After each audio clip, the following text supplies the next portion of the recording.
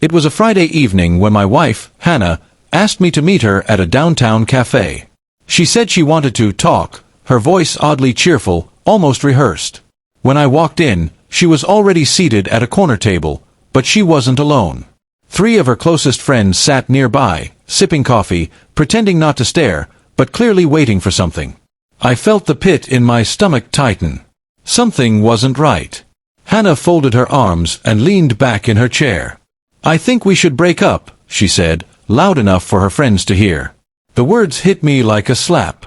I blinked, trying to process, my eyes flicking to her audience. They were watching, whispering to each other, smirking like it was all entertainment. It wasn't just a breakup, it was a performance. I could see it in her eyes. She wanted a reaction. She wanted me to beg, plead, embarrass myself so her friends could nod along and tell her she was right to move on. For a split second, anger burned in me. But then, calm settled over me like ice. I looked her straight in the eye and said, "Done. Enjoy your show." The cafe went silent. Her friends stopped smirking. Hannah's jaw dropped. That wasn't the script she had written in her head. She stammered, "Wait, what?" as if she hadn't heard me correctly. I stood up slowly, pushed to my chair, and placed my coffee cup neatly on the table. My heart was pounding, but my voice was steady.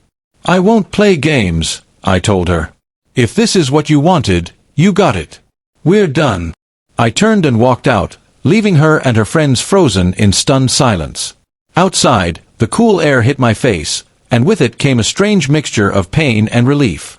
The marriage I thought I had was already gone the moment she chose to stage my humiliation. What she hadn't expected was that I wouldn't give her the satisfaction of watching me break. That night, I packed a bag and left the house we shared.